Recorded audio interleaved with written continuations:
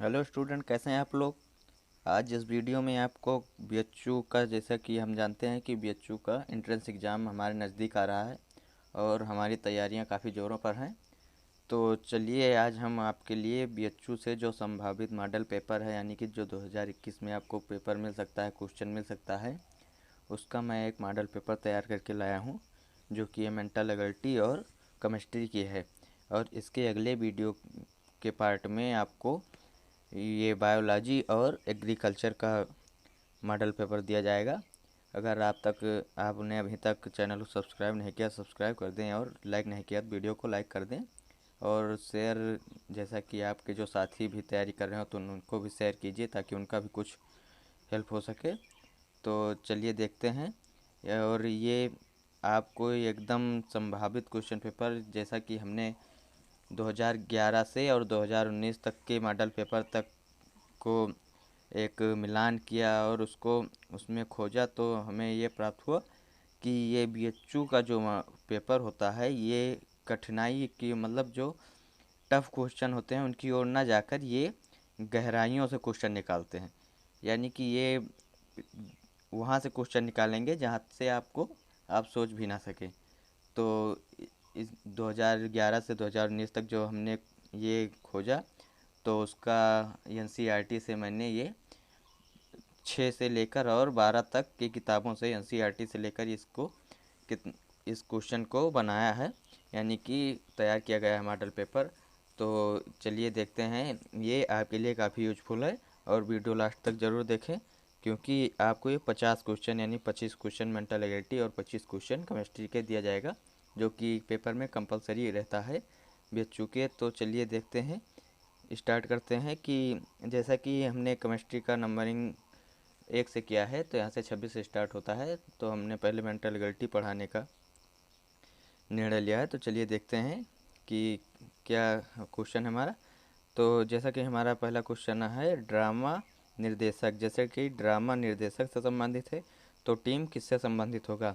जैसा कि हम जानते हैं, जो ड्रामा होता है यानी कि जो फिल्म होता है, उसे डायरेक्टर प्रमोट करता है, यानी डायरेक्टर उसका कप्तान होता है। कहने का मतलब कि डायरेक्टर हर सीन निर्धारित करता है, उसी प्रकार टीम का मैनेजमेंट कौन करता है, कप्तान। तो हमारा जैसा कि यहाँ पर ये भी ऑप्शन हाईलाइट कर दिया गया है, तो देख सकते हैं आप लोग भी कि कप्तान इसमें सही है। अगला क्वेश्चन क्या है, उस शब्द का चयन कीजिए जो दूसरों से भिन्न हो।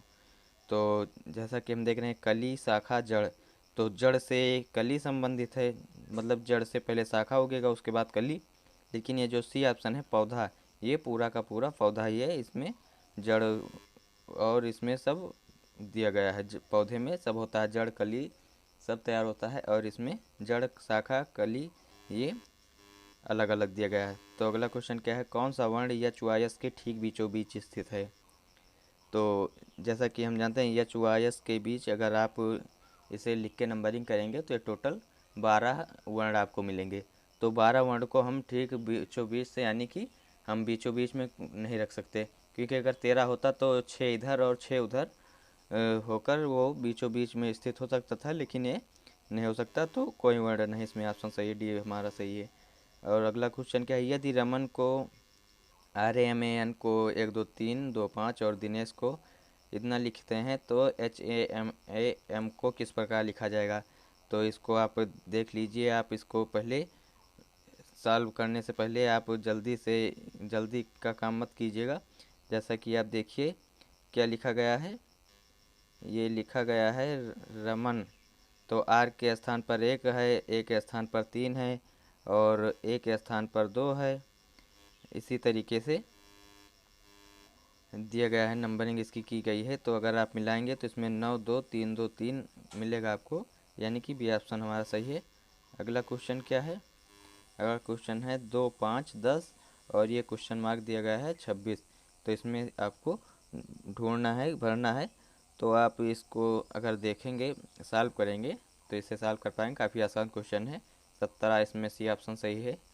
चलिए अगला क्वेश्चन देखते हैं। ये नंबरिंग है, इसके लिए आपको एक अलग से वीडियो बना के, जिसमें से आपको 50 क्वेश्चन केवल नंबरिंग के ही सॉल्व करा दिया जाएगा, जिससे कि आपको दिक्कत ना हो, कोई भी क्वेश्चन मिले नंबरिंग का तो आप उसे सॉल्व कर सकें। चलिए अगला देखते हैं। उत्तराकृतियों में से कौन सी आकृति प्रश्नाकृति का सही प्रतिबिंब होगा। जैसा कि हमें प्रेयर दिया गया है, इसका अगर हम एक दर्पण के सामने रखें तो इसका प्रतिबिंब कौन सा बनेगा। तो जैसा कि PRAYER दिया गया है, तो ये तो नहीं बनेगा, बिल्कुल नहीं बनेगा, क्योंकि ये P इधर को है और ये पहले से ही इधर को है, तो ये बिल्कुल नहीं बनेगा। चलिए बी ऑप्शन देखते हैं। तो R का उल्टा ये R दिया गया है, E का उल्टा E बना है, और P यहाँ पर P बीच में है, तो ये भी नहीं होगा। C देखते हैं। C R का उल्टा R है, E का उल्टा E है, Y का उल्टा Y है, A का उल्टा A है, R का उल्टा R है, P का उल्टा P है। तो जैसा कि हम देख सकते हैं, हमारा C ऑप्शन ही इसमें सही होगा। आप लोग भी इसे ध्यान से मिला लीजिएगा, इसमें C ऑप्शन हमारा सही हो जाएगा। अगला क्वेश्चन क्या है, निम्न श्रेणी में गलत संख्या ज्ञात कीजिए। तो चलिए इसका हम देखते हैं, ये थोड़ा कठिन है, इसलिए आपको थोड़ा इसमें मदद कर देते हैं, सॉल्व कर देते हैं। जैसा कि हम देख सकते हैं 9 है और 19 है, 9 के बाद 19 आया है, तो यानी कि 9 से अगर 2 को गुणा कर जाएगा और प्लस कर दिया जाएगा, 9 दूनी 18 प्लस 1 और 1 19 हो गया। अब अगला देखते हैं। अब अगले को अगर हम सॉल्व करें तो 19 दूना 38, 38 इसमें एक घटा दिया गया है, अगर 19 को 2 से गुणा करें और एक घटा दें तो ये 37 हो जाएगा। अब अगला नंबर हमारा क्या आता है, आगे क्या है, 37 का 75। तो 37 दूना जैसा कि हम जानते हैं 74 होता है, और इसमें प्लस 1 कर दिया गया है 75। तो यानी कि इसमें क्रम क्या चल रहा है, एक प्लस और एक माइनस, यानी पहले प्लस उसके बाद में माइनस। तो अगला फिर क्या है, 149 यानी 75, 75 का दूना करेंगे तो 150 हो जाएगा, यानी 150, और उसमें से घटा दिया गया है तो 149 हो गया। अब अगला नंबर हमारा क्या आ रहा है, इसमें घटाया गया तो अगला नंबर आएगा, यानी कि जोड़ना है हमको। तो 149 दूना क्या हो जाएगा, 298। तो जैसा कि होना चाहिए था 299, लेकिन यहाँ पर 297 है, तो ये इसीलिए हमारा डी ऑप्शन इसमें गलत होगा, 297, यहाँ पर 299 होना चाहिए था। अगला क्वेश्चन क्या है, मुकेश पहले दक्षिण दिशा में चलता है, फिर दाएं ओर मुड़ जाता है, इसके बाद वह बाईं ओर मुड़ जाता है, सॉरी यहाँ पर भाई नहीं बाईं ओर है, और पुनः दाएं ओर मुड़ जाता है। अब वह किस दिशा में चल रहा है, तो इसे आप लोग सॉल्व कीजिएगा। ये आपको लिखना होगा, लिख के आप सॉल्व कर सकते हैं। आप एक लाइनिंग करेंगे इसी तरह से, जिस तरह को जाएगा, जिस तरफ को इसी तरह से आपको लिख देना है, तो इससे आप आसानी से सॉल्व कर पाएंगे। अगला क्वेश्चन क्या है, ए बी से 3 वर्ष बड़ा है परंतु सी से 3 वर्ष छोटा है, जबकि बी और डी जुड़वा है, तो सी डी से कितने वर्ष बड़ा है। ये भी काफ़ी आसान क्वेश्चन, इसे आप भी सॉल्व कीजिएगा, इसे आपको सॉल्व करना है। अगला क्वेश्चन क्या है, भारत में सबसे ऊंची चोटी कौन सी है। तो जैसा कि हम जानते हैं K2 है, और ये BHU के मेंटल एबिलिटी में आपको बीच बीच में ये जनरल साइंस या कुछ ऐसा जनरल नॉलेज का क्वेश्चन भी बीच में दिया जाता है, ताकि आप कितना लूसेंट तैयार किए हैं, कितना आपको बेसिक नॉलेज है आपका। तो चलिए अगला क्वेश्चन देखते हैं, निम्नलिखित को क्रमानुसार सजाने पर द्वितीय स्थान पर कौन होगा। तो जैसा कि हम देख सकते हैं, पहले वस्त्र है, उसके बाद में कटाई, फिर सिलाई, फिर कमीज, यानी कि पहले वस्त्र की कटाई होती है, उसके बाद में सिलाई होती है, तब कमीज तैयार होती है। तो द्वितीय स्थान पर पूछ रहा है, तो द्वितीय स्थान पर हमारा कटाई होगा, बी ऑप्शन सही है इसमें। अगला क्वेश्चन क्या है, कपिल को बताते हुए शिल्पा ने कहा, उनकी माता का भाई मेरे पुत्र आशीष का पिता है, कपिल का शिल्पा से क्या रिश्ता होगा। तो भतीजा भांजा का रिश्ता होगा। आप लोग इसे भी लाइनिंग करके लिख के देखिएगा, तो आप सॉल्व कर पाएंगे। इसके लिए भी आपको ये रीजनिंग के जितने भी आपको मॉडल दिए जाते हैं, सबके लिए आपको एक स्पेशल वीडियो बना के उसमें आपको बताया जाएगा कि आप इसे कैसे सॉल्व कर सकते हैं आसानी से। इसके लिए पर्सनल वीडियो आपको बनाया जाएगा, और इसीलिए आपको बोला जा रहा है बार बार कि यदि आपने अभी तक सब्सक्राइब नहीं किया, सब्सक्राइब कर लें, क्योंकि आपको इस चैनल से काफ़ी फ़ायदा होने वाला है। तो चलिए अगला क्वेश्चन देखते हैं, दो नदियों के बीच उपजाऊ भूमि को कहते हैं। तो सॉरी, ये हमारा क्वेश्चन नहीं है, अगला ये क्वेश्चन है, उत्तराकृतियों में से कौन सी आकृति प्रश्नाकृति का सही प्रतिबिंब होगा, जबकि दर्पण एवं MN रेखा पर हो। ये दूसरा क्वेश्चन है, ये आपको क्वेश्चन नहीं है, तो देखिए क्या है। तो इसमें क्या पूछ रहा है कि आकृति का सही प्रतिबिंब होगा जबकि दर्पण MN रेखा पर हो। तो जैसा कि देख सकते हैं MN रेखा पर है, और इसका जब प्रतिबिंब बनेगा तो ये पलट जाएगा, यानी कि दर्पण इधर है तो अगर इसका प्रतिबिंब होगा तो ये पलट जाएगा। तो हमारा इसमें जो ऑप्शन सही होगा वो हो जाएगा ए, क्योंकि और सारे डिफरेंट हैं। डी ऑप्शन ये उल्टा हो गया, तो उल्टा तो होगा नहीं क्योंकि साइड में है मिरर। तो डी ऑप्शन है तो डी सेम वैसे रखा है, तो इसलिए ए ऑप्शन हमारा सही हो जाएगा। चलिए अगला क्वेश्चन देखते हैं। अगला क्वेश्चन है, यदि ए का अर्थ प्लस है, बी का अर्थ इनटू है, सी का अर्थ माइनस है और डी का अर्थ प्लस है, तो निम्नलिखित का मान क्या होगा। सॉरी, ये ए का अर्थ ये डिवाइड का है, यानी कि भाग का ऑप्शन, वो ए का अर्थ भाग है। तो चलिए क्या लिखा गया है, 24A 12B 4D 6C और 7। तो यानी कि ए के स्थान पर हमें क्या रखना है, ये डिवाइड रखना है यानी कि भाग का, और बी के स्थान पर इनटू रखना है, और डी के स्थान पर प्लस रखना है, सी के स्थान पर माइनस रखना है। तो आपको चिन्ह रख देना, और आपको ध्यान रखना है इसमें बोडमास का नियम जरूर लगाना है, तो वरना आप इसे आंसर नहीं मिल पाएगा। तो इसमें ऑप्शन हमारा आप सॉल्व करेंगे तो 7 आएगा। अगला क्वेश्चन क्या है, किसी संख्या को 119 से भाग देने पर 19 शेष बचते हैं। इस संख्या को 17 से भाग देने पर शेषफल क्या होगा। इसे आप मल्टीपल वगैरह करके आप खुद सॉल्व कीजिएगा, इसमें 2 आंसर आपको आएगा। अगला क्वेश्चन क्या कह रहा है, 49 छात्रों की कक्षा में करीम का स्थान शीर्ष से 16वां है, नीचे से उसका स्थान क्या होगा। तो नीचे से उसका स्थान यानी 34 आना चाहिए, तो इसमें कोई ऑप्शन नहीं है, तो इसलिए इनमें से कोई नहीं। अब 34 कैसे आएगा, 49 है और 16वां स्थान है, तो 49 माइनस 16, और जैसा कि जब 16वां स्थान है तो 16 के बाद स्थान है, तो इसके लिए उसका +1 एक स्थान उसका भी लेंगे, तो इसीलिए 49 में से 16 जाएगा, 33 आएगा, +1 34 हो जाएगा। अगला क्वेश्चन क्या है, यदि आने वाले कल से 3 दिन बाद शुक्रवार हो तो जाने वाले कल से 3 दिन पहले कौन सा दिन होगा। तो हमारा बृहस्पतिवार होगा, आप इसे लिख कर देखिएगा। तो डी ऑप्शन इसमें सही है। अगला क्वेश्चन क्या है, यदि आँख को हाथ कहा जाए, हाथ को मुंह कहा जाए, मुंह को कान कहा जाए, कान को नाक कहा जाए तथा नाक को जीभ कहा जाए, तो निम्न में से किसके द्वारा मनुष्य सुनता है। तो नाक के द्वारा सुनता है। इसे भी आप लिख के कॉपी पर सॉल्व करेंगे, तो क्योंकि ये आपको इस तरीके से आप अपने दिमाग में सॉल्व करने में आपको दिक्कत होती है, इसलिए आप लिखकर सॉल्व कीजिएगा तो आपको करेक्ट आंसर मिलेगा, वरना ऐसे ही अगर मन में सॉल्व करेंगे तो उसमें आपको कभी कभी गलत आंसर भी प्राप्त हो सकता है। तो चलिए अगला क्वेश्चन क्या है, मनुष्य के पास सदैव होता है। तो हृदय, हाथ, आँख, पैर, तो सदैव तो हमेशा हाथ पैर चारों होता है, लेकिन हम पैर, आँख, हाथ के बिना जीवित रह सकते हैं, परंतु अगर हमारे पास हृदय नहीं होगा, हार्ट नहीं होगा, तो हम एक पल भी जीवित नहीं रह सकते। तो इसलिए हृदय हमेशा जब तक आदमी जीवित रहता है तब तक उसके साथ रहता है। अगला क्वेश्चन क्या है, निम्नलिखित संख्याओं को अवरोही क्रम में व्यवस्थित करने के बाद मध्य संख्या का मध्य अंक क्या होगा।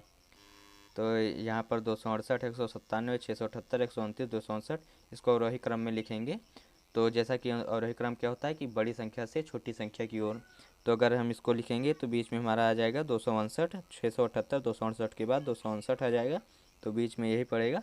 तो इसका और इसके मध्य कौन सा अंक है, तो इसके मध्य में 5 यानी कि 2, 5, 9, तो 5 इसके मध्य में स्थित है, तो इसलिए सी ऑप्शन हमारा सही हो जाएगा। अगला क्वेश्चन क्या हमारा, नीचे दी गई अंक श्रृंखला में कितने 3 के ऐसे अंक हैं जिनके ठीक पहले 6 तथा ठीक बाद में 9 नहीं है। यानी कि 3 के पहले 6 नहीं आना चाहिए और 3 के बाद 9 नहीं आना चाहिए। कितने अंक हैं चलिए देखते हैं। तो जैसा कि हम देख सकते हैं यहाँ पर पहले 9 है, 3, 6, तो यानी कि पहले यहाँ पर क्वेश्चन क्या कह रहा है, पहले 6 आना चाहिए बाद में 9, तो यहाँ पर पहले 9 है बाद में 6, तो एक ये हो गया। और अगला क्या है, अगला यहाँ पर 3 है, तो 3 के पहले 6 बाद में 9, ये नहीं होगा।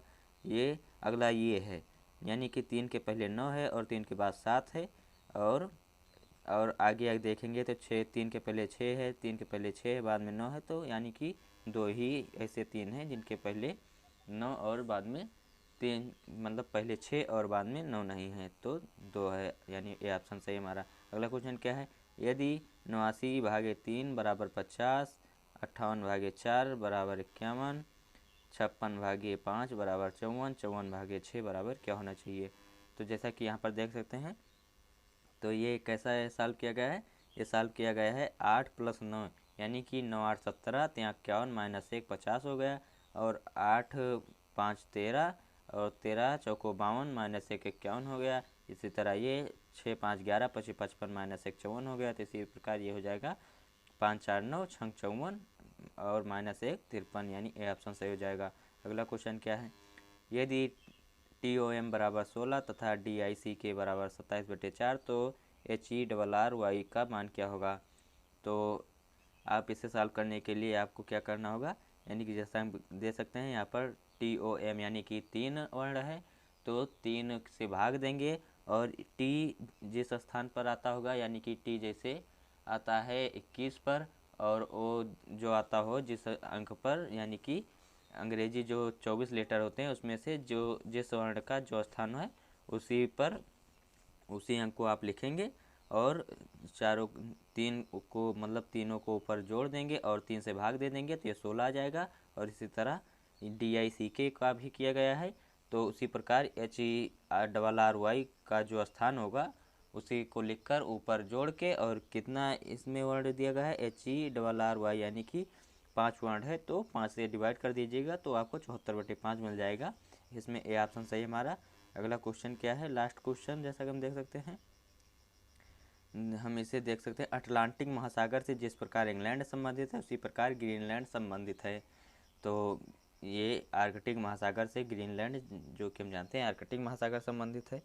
तो ये हमारा मेंटल एबिलिटी 50 क्वेश्चन था। अब चलिए देखते हैं केमिस्ट्री का 50 क्वेश्चन। तो चलिए केमिस्ट्री हमारा स्टार्ट होता है। देखते हैं पहला क्वेश्चन क्या है, फलक केंद्रित घनीय जालक में एक एकक कोष्ठिका में परमाणुओं की संख्या होगी। तो परमाणुओं की संख्या 4 होगी। अगर आप लोग सॉल्व करेंगे इसे तो मिलाएंगे आप कहीं से भी। तो दूसरा क्वेश्चन क्या है, यूरिया के एक जलीय विलयन में यूरिया का मोल प्रभाव 0.02 है, और 90 ग्राम जल में कितने ग्राम यूरिया घोला गया है। तो 6 ग्राम घोला गया। इसे आप सॉल्व करेंगे तो 6 आएगा, यानी सी ऑप्शन सही है हमारा। अगला क्वेश्चन क्या है, वाष्प दाब में अवनमन सबसे अधिक किसमें है। तो इसमें सी ऑप्शन सही है, 0.1 मोल बेरियम क्लोराइड। अगला क्वेश्चन क्या है, एक क्रिस्टलीय ठोस में होती है। तो एक क्रिस्टलीय ठोस में दीर्घपरास कोटि होती है। अगर कोटि आप लोग अच्छे से पढ़े हैं तो आप इसे आसानी से सॉल्व कर लेंगे। अगला क्वेश्चन क्या है, जब बर्फ़ पिघलती है तो इसका एंट्रॉपी क्या होगा, घटती है, बढ़ती है, शून्य हो जाती तो बढ़ती है। बी ऑप्शन सही है। अगला क्वेश्चन क्या है, ताप T पर अपक्रिया N2 gas plus 3H2 gas gives out 2NH3 यानी अमोनिया गैस के लिए सांद्रता आसाम स्थिरांक Kc और आंशिक दाब साम स्थिरांक Kp में संबंध है। तो इसमें संबंध Kp ब्रैकेट में RT का होल स्क्वायर बराबर Kc यह संबंध होता है। यदि आप लोगों ने केमिस्ट्री की तैयारी अच्छे से की है तो आप ज़रूर सॉल्व कर पाएंगे। अगर नहीं की है तो आपको घबराए मत, इसी तरीके से आपको 7 सेट आपको दे दिया जाएगा, जिससे कि आपका तैयारी अच्छे से हो जाएगी। और उम्मीद है कि आप लोग अच्छे से मेहनत करके इस बार BHU में एडमिशन ज़रूर लेंगे। तो चलिए देखते हैं अगला क्वेश्चन क्या है, 1.0 इंटू 10⁻⁻8 मोल NaOH विलयन का लगभग pH मान है। तो कितना pH मान आएगा, ये 7 आएगा आप सॉल्व करेंगे तो। अगला क्वेश्चन क्या है, प्रथम कोटि की एक अपक्रिया 72 मिनट में 75% पूर्ण होती है, यह कब आधी पूर्ण हुई। तो ये 36 मिनट में आधी पूर्ण होगी। चलिए अगर आप सॉल्व करेंगे इसे तो। अगला क्वेश्चन क्या है, गैस के विसरण की दर, इसके आगे क्या जुड़ेगा, घनत्व के अनुक्रमानुपाती होती है, अणुभार के अनुक्रमानुपाती होती है, अणुभार के वर्ग के अनुक्रमानुपाती होती है, अणुभार के वर्गमूल के व्युत्क्रमानुपाती होती है। तो ये डी ऑप्शन सही है, अणुभार के वर्गमूल के व्युत्क्रमानुपाती होती है। अगला क्वेश्चन क्या है, ठोस पदार्थ में किसी द्रव के परिक्षेपण को कहते हैं। तो ए ऑप्शन साल, बी पायस, सी जेल, डी फॉर्म। तो सी ऑप्शन सही, इसमें जेल होता है पदार्थ। अगर ठोस पदार्थ किसी द्रव को परिक्षेपण को कहते हैं तो जेल कहते हैं। अगला क्वेश्चन क्या है, एल्यूमिना से एल्यूमिनियम का निष्कर्षण निम्न में से किस गलित मिश्रण के विद्युत अपघटन द्वारा किया जाता है। तो जैसा कि देख सकते हैं Al2O3 plus HF plus NaLF4, B option Al2O3 plus CaF2 NaLF4। अगला option Al2O3 plus Na3 AlF6 plus CaF2। तो ये सी ऑप्शन से हमारा ये Al2O3 plus Na3 AlF6 plus CaF2। अगला क्वेश्चन क्या है, निम्नलिखित किस यौगिक में कार्बोक्सिलिक समूह उपस्थित नहीं है। तो पिक्रिक अम्ल में कार्बोक्सिलिक समूह उपस्थित नहीं है। आप स्ट्रक्चर बनाएंगे तो आप ज़रूर देख पाएंगे। अगला क्वेश्चन क्या है? अगला क्वेश्चन है निम्न में अणुचुंबकीय आयन है तो Zn2 plus Na2 plus Cu2 plus Ag plus, तो बी ऑप्शन हमारा सही है, Na2 प्लस। अगला क्वेश्चन चलिए देखते हैं। ठोस आयोडीन का रंग होता है तो ठोस आयोडीन का रंग बैगनी भूरे से थोड़ा काला होता है। हमारे पास 4 ऑप्शन है, चारों में सी सही है। अगला क्वेश्चन क्या है? यदि 8 ग्राम हाइड्रोजन और 8 ग्राम ऑक्सीजन के मिश्रण को प्रज्वलित किया जाए तो उत्पन्न हुए जल का द्रव्यमान ग्राम में होगा, तो 9 ग्राम होगा। आप इसे सॉल्व करेंगे तो 9 ग्राम आपको मिलेगा। अगला क्वेश्चन क्या है? नींबू में मुख्यतः कौन सा एसिड उपस्थित रहता है? तो नींबू में साइट्रिक एसिड उपस्थित होता है। काफ़ी आसान क्वेश्चन, ये लगभग हर बच्चे जानते हैं क्योंकि ये हमें छोटी क्लास से ही पढ़ाया जाता है और नींबू का यूज़ तो हम डेली करते हैं, तो ये हमें ज़रूर जानना चाहिए कि नींबू में कौन सा एसिड पाया जाता है। अगला क्वेश्चन क्या है? एस्कॉर्बिक अम्ल है तो प्रोटीन, एंजाइम, हार्मोन, विटामिन, तो एस्कॉर्बिक अम्ल जो है ये विटामिन सी का वो नाम होता है एस्कॉर्बिक अम्ल, तो ये विटामिन है। अगला क्वेश्चन क्या है? पीटी उत्प्रेरक के लिए निम्न में से कौन सा पदार्थ विष का कार्य करता है? तो इसमें सी ऑप्शन सही है, H2O3 हमारा। अगला क्वेश्चन क्या है? लवण Ca के 0.1 मोल विलयन का 27 डिग्री सेंटीग्रेड पर प्रसरण दाब 4.5 वायुमंडल है, इसका वांठा गुणांक क्या होगा? तो इसमें हमारे पास 4 ऑप्शन दिया गया है, तो इसमें ऑप्शन सही है हमारा 1.83। अगला क्वेश्चन क्या है? जल गैस से मेथिल अल्कोहल के निर्माण में प्रयुक्त उत्प्रेरक है तो CuO, ZnO, Cr2O3, यही हमारा ऑप्शन सही होगा ए। इसे आपको ज़रूर ध्यान में रखना है क्योंकि जैसा कि हम देख सकते हैं चारों ऑप्शन जो दिया गया है डिफरेंट है, तो हमें सबसे पहले ये ध्यान में रखना है कि ये कैल्शियम ऑक्साइड ना होकर कॉपर ऑक्साइड होता है। केवल हमें ये पहला शब्द ध्यान रखना है कि कॉपर ऑक्साइड होता है, कैल्शियम ऑक्साइड ना होकर के। तो अगला क्वेश्चन क्या है? ग्लिसरीन किस श्रेणी का कार्बनिक यौगिक है? ईथर, एस्टर, अल्कोहल, एल्डिहाइड, तो सी ऑप्शन से हमारा अल्कोहल का ये कार्बनिक यौगिक है। अगला क्वेश्चन क्या है? मध्यावयवता पाई जाती है अम्ल में, अल्कोहल में, ईथर में, एल्डिहाइड में, तो ईथर में पाई जाती है मध्यावयवता, क्योंकि ईथर में इधर भी एथिल मेथिल होता है, उधर भी एथिल मेथिल होता है, तो मध्यावयवता उसी में पाया जाता है। अगला क्वेश्चन क्या है? कार्बेनियन में ऋण आवेशित कार्बन परमाणु पर किस ढंग का संकरण है? तो संकरण आप जरूर पढ़े होंगे और संकरण काफ़ी आसान है केमिस्ट्री में, तो sp, sp2, sp3, dsp3, तो इसमें सी ऑप्शन सही हमारा sp3। अगला क्वेश्चन क्या है? मार्स गैस है H2S, CO, CH4, C2H6, तो इसमें सी ऑप्शन सही हमारा CH4, यानी मेथेन को मार्स गैस कहते हैं। अगला क्वेश्चन क्या है? एंजाइम होते हैं तो एंजाइम तेल, वसा अम्ल, प्रोटीन, और अगला ऑप्शन खनिज है हमारा, तो एंजाइम प्रोटीन को कहते हैं। तो ये हमारा केमिस्ट्री का 25 क्वेश्चन ये सॉल्व हुआ। और जैसा कि हम जानते हैं कि BHU में केमिस्ट्री कंपलसरी होता है, परंतु जो बच्चे एग्रीकल्चर के होते हैं उनमें उनके केमिस्ट्री काफ़ी यानी कि बेसिक होती है, तो उनके लिए केमिस्ट्री काफ़ी टफ हो जाती है। और जो बच्चे ये PCM या PCB से पढ़े हुए होते हैं तो उनके लिए केमिस्ट्री आसान हो जाती है। तो ये AG के छात्रों के लिए काफ़ी लाभदायक साबित होगा, तो AG वाले ज़रूर इस वीडियो को देखें और ज़रूर क्वेश्चन को सॉल्व करें। और ये तो ऐसे अगर देखेंगे तो हर ग्रुप के बच्चों के लिए आसानी हो जाएगी, उनको एक अनुभव प्राप्त हो जाएगा कि हम किस प्रकार से क्वेश्चन सॉल्व कर सकते हैं, हम कितना क्वेश्चन सॉल्व कर सकते हैं। अभी से वो तैयारी अपनी और अच्छे तरीके से जारी कर दें। चलिए, अगर आपने अभी तक वीडियो को लाइक नहीं किया तो लाइक कर दें और सब्सक्राइब नहीं किया तो सब्सक्राइब कर दें, क्योंकि आपको हर दिन ये BHU से संबंधित कुछ ना कुछ क्वेश्चन ज़रूर दिया जाएगा। हम लोग खोज करने में लगे हुए हैं, हमारी टीम लगी हुई है और आप लोगों की तैयारी अच्छे ढंग से कराई जाएगी, और ताकि आप लोग एक अच्छे यूनिवर्सिटी में एडमिशन लें, ना कि ऐसे किसी प्राइवेट यूनिवर्सिटी से आप कुछ ऐसा पढ़ें, क्योंकि आज के ज़माने में पढ़ाई का महत्व काफ़ी ज़्यादा है। तो चलिए, तब तक के लिए गुड बाय। मिलते हैं अगले वीडियो में एक नए टॉपिक के साथ, यानी कि अगले वीडियो में आपको एग्रीकल्चर और बायोलॉजी का मॉडल पेपर दिया जाएगा जो कि BHU से संबंधित होगा। तो चलिए, मिलते हैं।